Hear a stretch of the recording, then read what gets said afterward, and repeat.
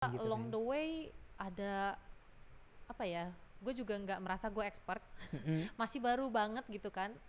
Tapi belajar banyak sih, justru dengan adanya kesalahan kita jadi belajar. Oh ya benar, Mm-mm. benar. Supaya kedepannya lebih bagus lagi gitu kan, dan dari kesalahan-kesalahan itu juga kita bisa memperbaiki supaya kedepannya nggak terjadi lagi gitu.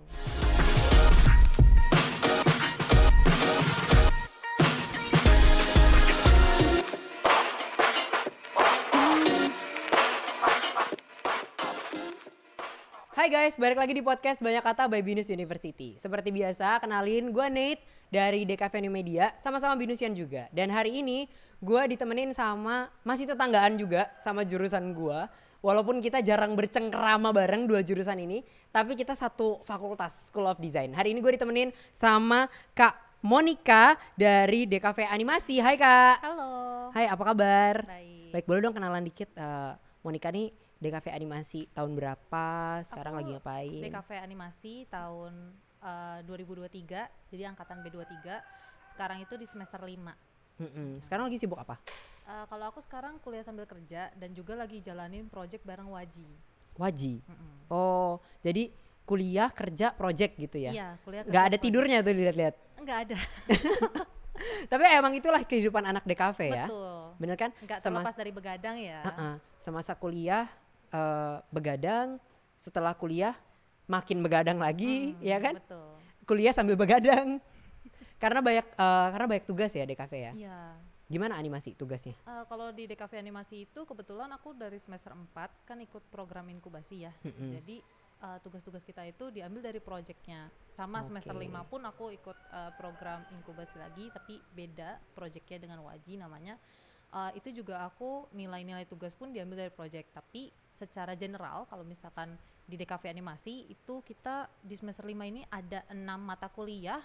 SKS-nya kalau nggak salah total 20 atau 22.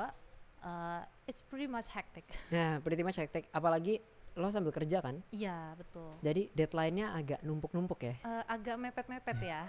Agak bersinggungan deadline-nya kan? Bener. Gimana lo ngatur waktunya selama ini? Kalau aku sendiri, untungnya sekarang online ya. Jadi sekiranya ada kelas pun masih bisa kelas sambil sedikit-sedikit Curi-curi kerja lah ya, iya. curi-curi kerja dikit lah. Oh, jadi sekarang lo berarti nggak ikut yang PTM ya? Nggak ikut tatap muka terbatas ya? Enggak. Oh, jadi full online? Full online. Dari kantor, dari rumah?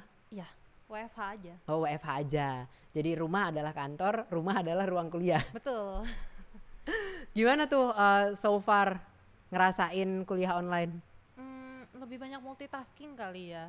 Kalau aku juga emang tipikal orang yang nggak bisa diem sebenarnya. Oke. Jadi sambil kuliah pun bisa sambil kerja gitu. Sambil kuliah sambil masak, Sambil kuliah jagain adik gitu. ngejagain adik, sambil kuliah sambil ngepel, Nah, sambil nyapu. apalagi kan sekarang ada wireless earphone kan Ah, ya. iya bener. Gampang banget tuh. Laptopnya di kamar, kitanya di teras, Nah. ya kan? Laptopnya di kamar, kita di kamar mandi. Iya. Karena itu juga yang gue rasain sih waktu kuliah online ya. Dulu lo sempat ngerasain offline kan berarti? Sempet 3 semester. 3 Pas semester. 3 semester pertama itu offline. Oke. Jadi langsung onsite di kampus kan ya. Seru sih, seru. Seru. Terus sekarang kangen nggak? Ada kangen-kangennya nggak sih ke kampus? Kangen banget. Kangen temen-temennya, kangen Iya, suasananya juga ya. Betul. Apalagi yang dikangenin di kampus selain itu? Kayak makanannya sih. Makanan.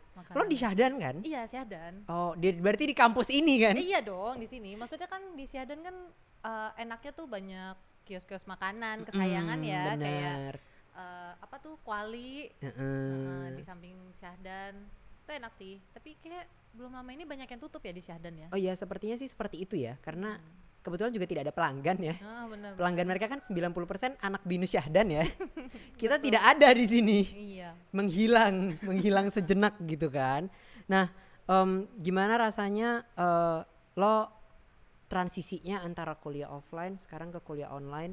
Ada struggle gak sih waktu pertama-pertama tuh? Pas pertama tuh kayaknya struggle yang paling kelihatan tuh ketika kita mau berkomunikasi sama temen ya. Karena kan kalau online menyamakan waktunya tuh agak susah. Ada juga anak-anak yang kayak, maksudnya teman-teman gue beberapa pada bantuin orang tuanya lah di toko, terus kayak jadi harus meetingnya malam melewati jam kerja. Ya jadi jam kerjanya agak nambah ya, jadi extend bukan 8 jam per hari lagi gitu. Iya bener. Kita emang kalau WFH atau kuliah from home apa ya, KFH. KFH emang nggak ada jam kantor lagi ya. Iya. Semua blended kan. Betul. Jadi kayak dari bangun sampai tidur lagi aja gitu kerjanya. Betul. Sebenarnya toxic loh kayak gitu. Iya, banget. Ya kan? Merasakan ya Anda? Saya merasakan banget. Saya kelihatan dari kantung mata. Aduh malu, jangan dilihat. Nggak apa-apa. Itu kantung mata itu adalah ciri khas anak DKV. Ya, betul kan? Tapi tidak bisa dibanggakan sih sebenarnya. Itu tandanya time management yang buruk soalnya ya. Betul. Nah, apa sih yang lo dapetin selama kuliah 2 tahun di animasi? Oke, di animasi ini selama 2 tahun aku merasa gue nggak salah pilih jurusan. Oke. Karena emang passion gue di animasi dan banyak banget dapat pengalaman kayak ketemu sama experts dalam bidang animasi, juga nambah pengalaman. Dari programnya juga memang sangat mengajarkan kita untuk bagaimana nantinya akan bekerja langsung di industri animasi. Oke. Kenapa dari 3 jurusan, kan DKV ada 3 ya? Ada animasi, ada new media, sama ada creative advertising. Kenapa milihnya animasi? Oke, jadi gue emang suka nonton film animasi dari kecil. Emang passionnya aja gitu, suka gambar. Terus paling seneng deh nonton film animation. Kayak animation yang paling pertama kali gue nonton tuh Dora the Explorer deh. Dora the Explorer, ya, baik. Sekarang ke bawah sama rambutnya. Sama rambutnya ya. Iya benar nggak salah. Mungkin editor bisa masukin foto Dora gitu di sini. Kita bandingkan. Oke. Jadi emang dari kecil udah interested sama situ ya. Terus akhirnya pengen jadi animator juga. Betul. Kayak seneng aja gitu ngebayangin diri sendiri.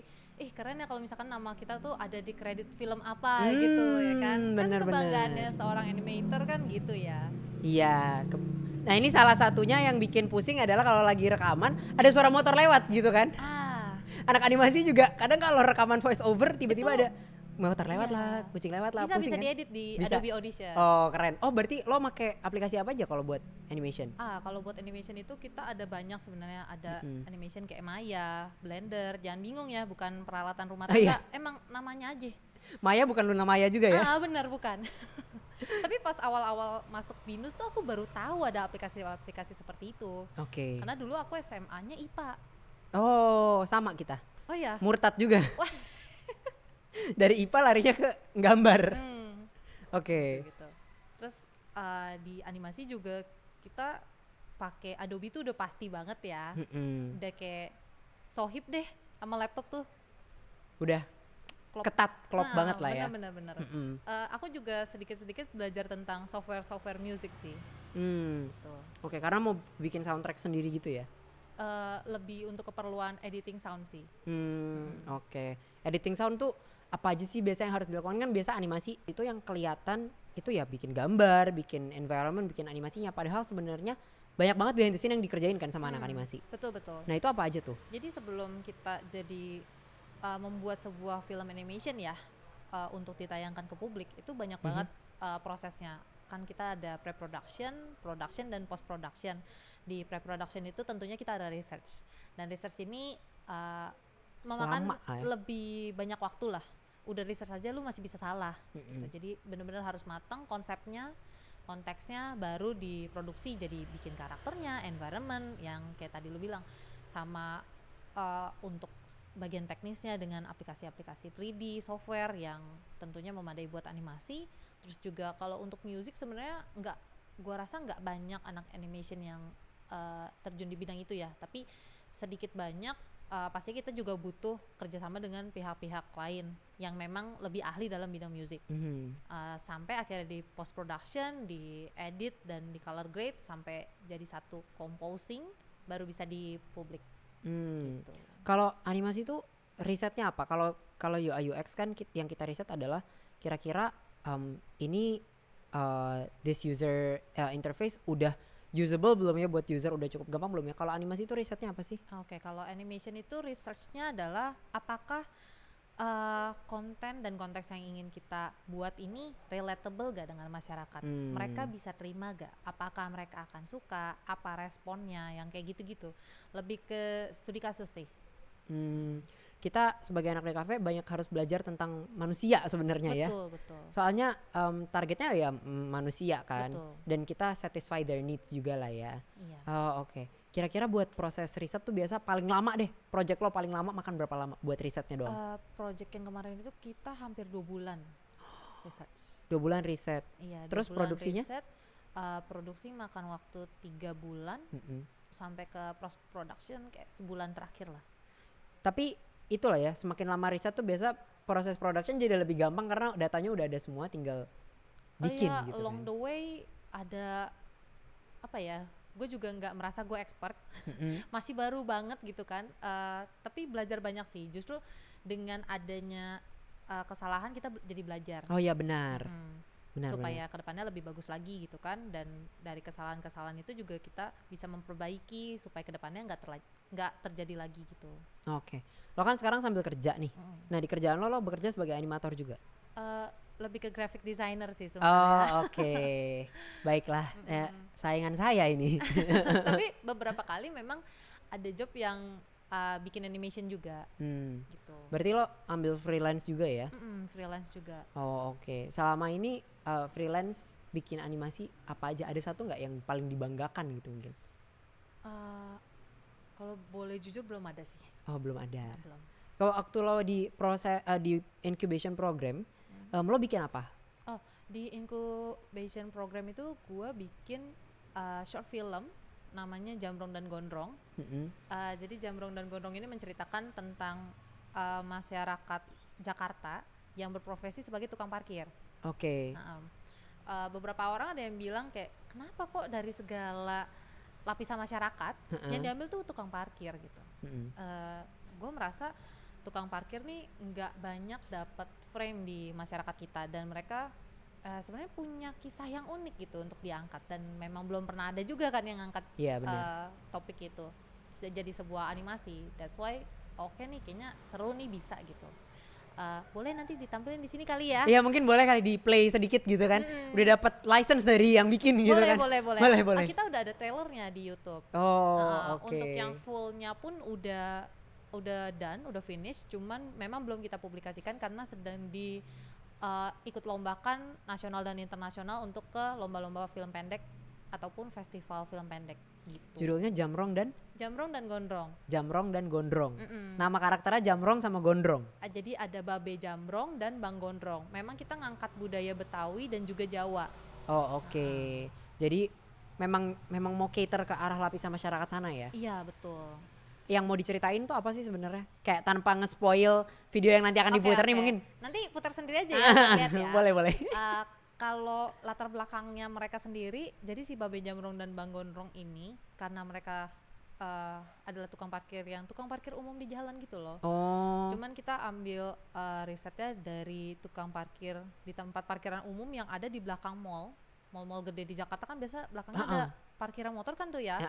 Nah di situ tuh gue lihat mereka nih daya juang untuk hidupnya tuh tinggi, which is it's very inspiring karena mereka tuh rela melakukan apa aja gitu buat menghidupi keluarganya. Lu tau gak sih rumah dia yang ya paling dari ujung sofa sampai ujung sofa itu gitu. Oke. Tapi dijadiin tempat parkir motor sampai masuk ke dalam rumah. Jadi rumah pun tuh udah dikorbanin, udah gue yang penting gue dapet duit, gue masih ada tempat buat tidur, udah. I see. Jadi sekeras itu mereka berjuang hidup di kota ini gitu. Dan nggak kelihatan ya sama masyarakat betul. ya. Banyak yang nggak lihat lah. Banyak yang menganggap oh ini tukang parkir nih datang pas gue mau parkir, pas gue mau cabut datangnya pas minta duit doang gitu. Atau kayak gue mau parkir nggak dibantu, pas gue mau cabut baru datang, baru nyamperin kan. Kadang orang suka mikir gitu ya. Dan itu yang jelek kali ya, maksudnya kita harusnya bisa ngelihat orang dari segala macam sisi kan. Betul. Dan itu yang pengen coba diangkat di Jamrong dan Gondrong ya. Dan juga memang kita mengangkat budaya lokal ya. Jadi ya spoiler nih nanti. Ya pokoknya bisa ditonton sendiri lebih detail. Ada di sini mungkin ya. Nanti. Atau di sini. Tapi bisa ditonton lebih detail lagi. Trailer ya masih ya tapi? Yang baru dipublish trailernya dulu. Jadi kita menunggu waktu nih kapan kira-kira finalnya bisa kita bisa nikmati Sekitar bersama. November sih. Oh, November. Cuman November. tanggalnya kayaknya belum fix. oh oke. Nanti ditunggu saja. Ditunggu saja, kita tunggu saja ya. Iya. Jamrong dan Gondrong ceritanya. Oke. Nah, ada struggle nggak selama lo membuat Jamrong dan Gondrong? Oh banyak. Banyak apa aja Gue tuh? belajar banyak banget di program inkubasi ini karena di project Jamrong dan Gondrong ini kebetulan gue dikasih tanggung jawab jadi direkturnya. Oke. Dan di situ gue benar-benar belajar untuk bagaimana menjadi seorang direktur yang baik, mendirect tim supaya project ini tuh jadi gitu sampai finish. Dan dengan banyaknya struggle, problem ya, revisi-revisi, akhirnya selesai. Akhirnya selesai. Jadi lo jadi direktor ya? Pertama kali? Sebenarnya dulu tuh pas SMA pun gue nggak menjalani masa SMA gue sebagai mahasiswa siswa SMA IPA ya. Iya. Gue lebih sering bareng teman-teman gue tuh dulu emang ikut lomba-lomba festival film pendek. Emang dari SMA tuh senengnya gambar, seneng bikin video-video film pendek bareng teman-teman. Dan dari situ emang gue nggak tahu ya, emang seneng aja gitu bikin film. Gue penasaran deh, kenapa IPA? Kenapa lo milih masuk IPA waktu SMA? Oh jadi gini, sebenarnya ini ada sangkut pautnya kenapa gue milih DKV animasi. Oke. Jadi sebenarnya kalau dari keluarga gue sendiri tuh, gue diharapin jadi dokter. Waduh, cerita hidup kita sama tau. Kayaknya stereotip banget ya, Iya. orang tua pengennya anaknya jadi yang sukses gitu, dokter apa. But I think I'm kinda like a disappointment to my family. Karena kalau nggak jadi dokter, mereka mikir, oh ya udah masuk pariwisata aja. Oke. Kan kayak badan lo tinggi bisa jadi pramugari, terus kayak nanti jalan-jalan dan segala macamnya lah ya. Tapi tetap passion gue tuh gambar. Dulu bahkan pas mau daftar di BINUS, itu gue sampai berantem loh. Bener-bener kayak konferensi meja bundar. Diajak duduk bersama ya sama orang duduk tua bersama ya. kayak lu mau kuliah apa ya? Terus akhirnya milih animasi. Tapi tetap milih animasi.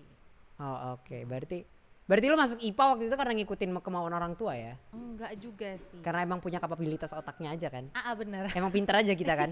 Mungkin kita bisa tos jarak jauh dulu. Karena gue juga anak IPA waktu SMA. Sama alasannya, gue pengen jadi dokter. Tapi gue takut darah. Gimana dong? Oh kalau aku dulu masuk IPA tuh pengen jadi pilot sebenarnya. Aduh, lebih jauh lagi. Iya, agak jauh emang. Mungkin Anda kalau IPA jadi pilot mengukur tingkat elevasi pesawat di atas permukaan laut ya kan. Wah tapi seru juga lo punya cerita hidup ya, akhirnya masuk animasi. Kenapa nggak ngangkat masa-masa SMA? Atau pernah jangan-jangan lo bikin cerita animasi berdasarkan pengalaman SMA lo yang unik ini? Pernah, tapi masih di draft. Oh masih di draft, disimpan saja sebagai kenang-kenangan. Iya. Oke, I see. Nah lo kan bentar lagi tahun depan ya? Tahun depan akan ngambil enrichment program. Iya. Udah kebayang belum kira-kira mau ngambil apa? Kalau buat enrichment sendiri, gue pengennya ngambil entrepreneur. Tapi kalau di Kedai Cafe kan kita entrepreneurnya cuman 1 semester ya. Jadi 1 semester internship, 1 semesternya lagi baru entrepreneur. Kenapa gue kayak udah mantepin hati, oke, ngambil entrepreneur. Karena gue lihat dari project yang inkubasi kemarin, si Jamrong Gondrong ini punya potensi untuk jadi tayangan di masyarakat. Oke. Dan itu harus diseriusin, kalau enggak ya hilang gitu, lewat aja kan. Tapi yang paling struggle adalah konsisten membuat kontennya, karena kan bikin animasi butuh proses yang panjang, nggak kayak semalam jadi gitu. Dan menurut gua dengan ambil entrepreneur sebagai enrichment program gua jadi bisa lebih fokus buat bangun si Jamrong Gondrong ini gitu. Dan juga lo bisa dapat banyak istilahnya resource lah ya. Maksudnya guiding resource untuk ngedevelop si Jamrong Gondrong ini mau jadi kayak gimana lagi gitu kan. Betul. Sebenarnya kan sekarang animasi tontonan untuk orang dewasa tuh udah lumayan banyak ya, apalagi yang karya-karya orang Indonesia gitu kan. Cuman yang agak ya kita tahu lah ya kondisinya kayak situasinya kayak gimana nih. Kayak kalau kita lihat di TikTok atau di Instagram kan banyak tuh sebenarnya animasi-animasi lucu-lucuan kan. Ya buat menghibur aja gitu kan. Semoga Jamrong Gondrong bisa jadi animasi yang benar-benar menyentuh masyarakat lah ya. Amin. Ayo apalagi doanya. Semoga Jamrong Gondrong sukses. Amin. Semoga masuk TV nasional. Amin. Karena kita butuh banget film-film animasi untuk Betul, anak-anak. betul. Maksudnya anak-anak juga harus melihat lah. Kita hidup dengan Dora the Explorer kan. Yes. Setidaknya anak-anak mungkin SpongeBob gitu kan. mungkin anak-anak nanti bisa hidup dengan Jamrong Gondrong. Asik. Amin. Nah, kalau lo sombong nih, kita sombong-sombongan ya sekarang ya. Kalau lo boleh sombong nih, dengan apa yang pernah lo buat, paling lo banggain apa? Jamrong Gondrong. Kan tadi sempat gue mention ya, gue masih merasa gue masih butuh banyak belajar, cause I'm not expert. Tapi kalau boleh bangga, ya Jamrong Gondrong. Bangga banget ya. Bangga banget karena gue dan tim tuh bener-bener mengerahkan seluruh hati, pikiran, tenaga buat nyelesain si Jamrong Gondrong itu. Karena kita bikin Jamrong Gondrong tuh sekitar 5 bulan loh. 5 bulan. Iya, 5 bulan. Itu plus riset dan segala macam. Iya, udah masuk research. Oh, oke. Berapa orang yang bikin Jamrong Gondrong? Kita tuh bertuju. Oh, bertuju bikin animasi ini. Dan lo waktu itu jadi direktor kan? Iya. Apa aja sih yang lo kerjain sebagai direktor selain? Jadi di program inkubasi itu awalnya kan kita memang diminta semua anak untuk submit idea. Ideation tentang topik apa yang mau lu angkat. Terus ya somehow gue kepilih. Oke. Somehow ide gue kepilih gitu kan. Terus karena ide gue kepilih, gue dikasih job jadi direktor. Start dari research awal sampai dia udah siap konteks kontennya, itu gue dan story artis gue yang kerjain. Oke. Jadi lo lebih banyak fokus nge-manage projectnya juga lah ya? Betul. Kalau managing project ada project manager tim juga sih. Oh, ada. Tapi posisinya jabatannya tinggian siapa? Jujur gue nggak terlalu mikirin itu ya? Enggak. Yang penting bareng-bareng project ini selesai, dan kita bisa menghasilkan satu karya yang benar-benar ini hasil karya kita yang kita banggain dan bisa membuat orang lain seneng. Itu udah jadi satu kebahagiaan sendiri sih. Kalau buat gue liatnya ya. Nah, namanya kerja bareng kan pasti pernah ada drama lah ya. Selama ngerjain Jamrong Gondrong ada drama yang lucu atau bisa disepil-sepil? Sebenarnya lucu sih. Jadi tim gue tuh inkubasi tuh ada 5 tim angkatan gue. Dan tim gue bisa dibilang termasuk yang paling sering berdebat dengan head of incubation animation program kita, kepala jurusan DKV animasi. Banyak banget yang gue pelajarin dari beliau, karena selama ini emang gue juga keras kepala. Oh iya, stubborn ya. Stubborn banget kadang. Jadi ya banyak perdebatan kecil, cuman dengan adanya masukan yang membangun tentunya ya kita jadi lebih better sih. Secara kinerja tim, dari projectnya juga, dan hasilnya I can say I'm pretty much relieved and be thankful for this program.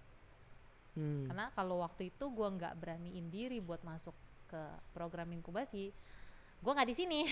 Benar. Who we are right now adalah who we were in the past kan. Mantap. Berterima kasih nggak sih sama diri lo yang di masa lalu? Ya. Berterima kasih banget. Terima kasih banget sih. Karena berani ambil resiko. Benar. Sayang ya diri kita di masa lalu tuh nggak bisa lihat diri kita di masa yang sekarang gitu. Kalau kita bisa kirim pesan kan, kayak misalnya kita udah di mana, terus kita bikin video, terus kita bilang kayak makasih loh kamu waktu itu gitu kan, kayak seru gitu mungkin ya buat diri kita di masa lalu kan. Tapi kira-kira lo punya wish atau goal ke depannya nggak sih habis ini? Kedepannya itu kayak tadi ya Jamrong Gondrong sih. Gue harap memang bisa tembus ke publik TV nasional. Publik TV nasional. Tapi di luar itu gue cuma pengen gue belajar lebih lagi sih, supaya kedepannya kalau misalkan memang dikasih jalannya ya buat kerja di dalam industri animasi, at least gue siap. Nah, gue pengen nanya nih, biasanya tuh kan anak kampus itu pasti ada stereotipnya, ya kan? Pasti ada starter pack anak Markom misalnya, atau starter pack anak apa gitu kan. Nah, kalau starter pack anak DKV animasi itu apa sih? Kalau lihat pas offline ya, tahun pertama tuh kita pasti bawa ransel gede-gede semua. Atau tas tenteng yang kertas A3 tau gak? Oh, tahu. Iya itu. Itu, Karena kan oke. kita animasi tuh pas tahun-tahun pertama masih dapat pelajaran buat drawing yang manual kan ya. Jadi bawa tas yang gede banget tuh buat A3 atau kayak bawa cat poster. Oh my god. Itu nggak DKV animasi doang sih. Oh iya itu. Semua DKV kita tahun pertama secara pemerataan general ya? kan. Ah iya. Kalau gitu mulai ke semester 2 tuh kayak semua orang bawa itu. Tas laptop ROG tuh. Oh iya. Aduh, Tas- tuh kayak pride-nya naik banget tuh kalau udah bawa ROG. Tas laptop yang satu-satunya yang mampu melaksanakan tugas-tugas. Laptop betul. lain mati. Nggak sanggup. Oh, terus kabel roll. Kabel roll. Iya, dulu tuh anak animasi banyak banget yang bawa kabel roll karena kan colokan di kelas kan nggak terlalu banyak kan, dan kita kalau misalkan ngerjain 3D software animation nggak mungkin laptop nggak dicas, pasti harus sambil cas karena kalau nggak ya laptop lu semaput gitu. Jadi daripada rebutan ya kan buat stop kontak, jadi ada beberapa yang bawa stop kontak kabel roll oke. gitu. Oh, di sini bedanya anak DKV animasi dengan DKV New Media. Karena anak DKV New Media laptop di kelas dipakai nonton. Sempet ya kalian nonton ya? Sempet dong, kita mah selalu sempat untuk apapun.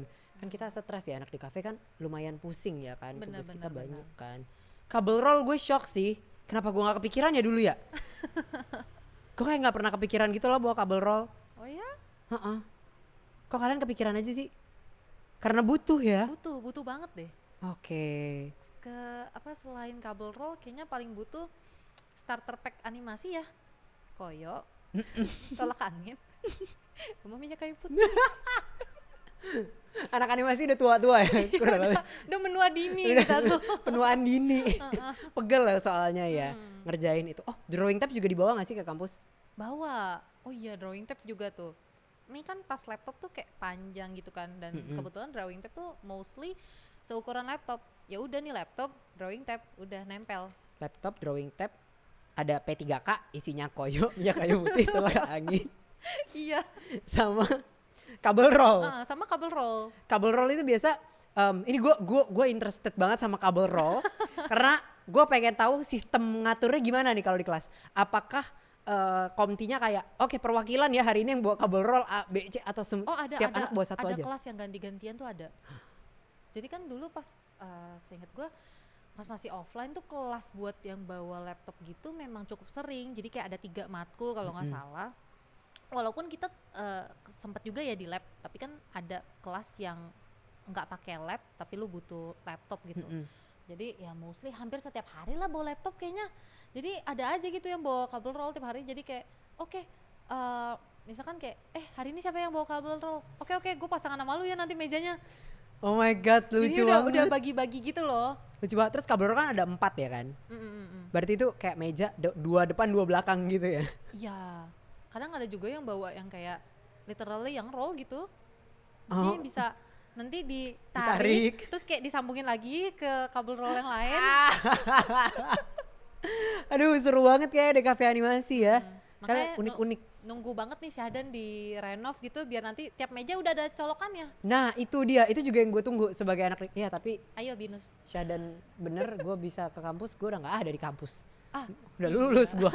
Gimana ya, gak ngerasain lagi tuh gue. Tapi biasa gak sih kayak kalau sekolah emang gitu? Iya sih. Sekolah dulu, kalau SMA lebih parah lagi sih. Kabel colokan cuma ada 1 di dekat meja guru kan. Kalau ini Binus tapi ya asik sih, asik-asik ya mengenang-kenang masa-masa di Binus ya. Benar-benar. Jadi itu starter packnya anak di cafe animasi Yes. ya. Laptop, kabel roll, P3K, drawing tab.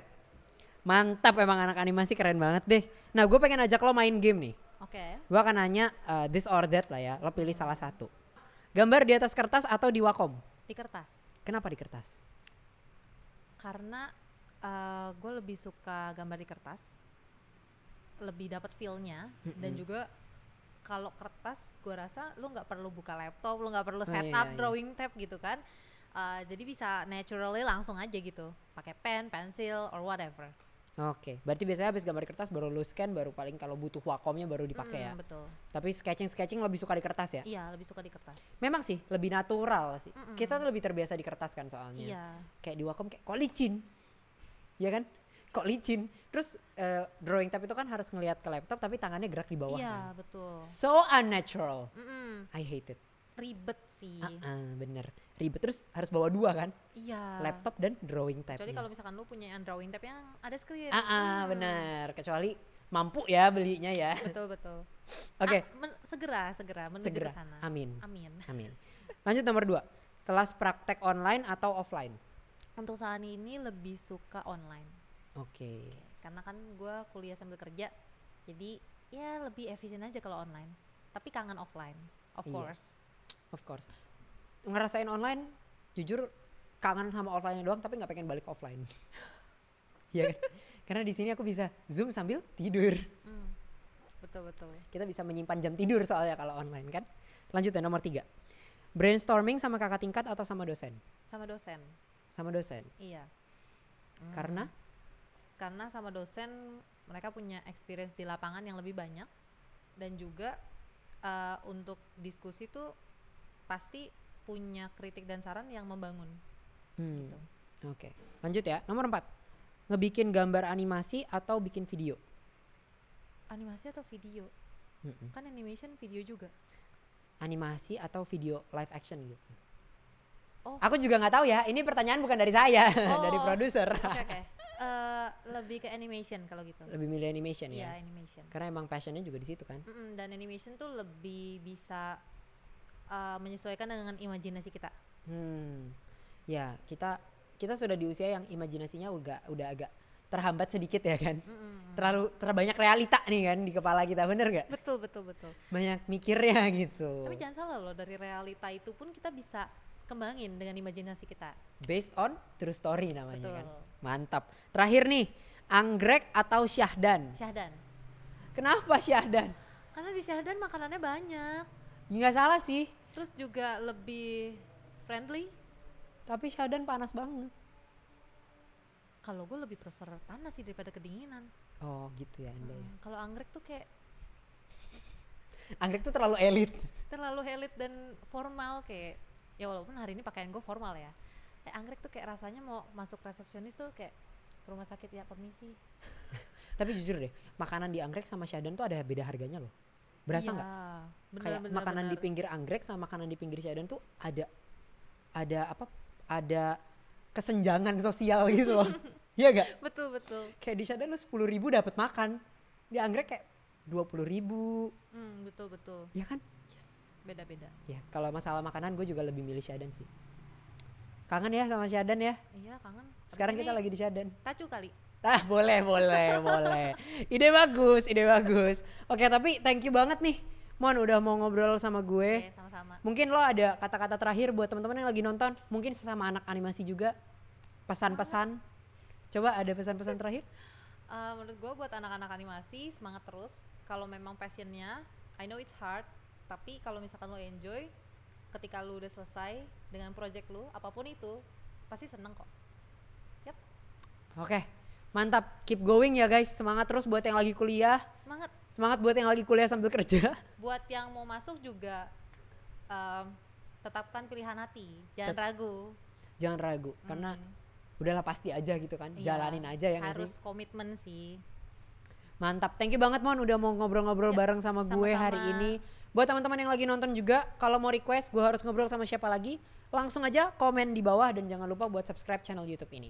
Juga gue mau ngingetin buat follow Instagram di @binusuniversity_official. Kalau gitu, gue Nate dan Monica pamit dulu ya. Sampai ketemu di Banyak Kata selanjutnya. Dadah!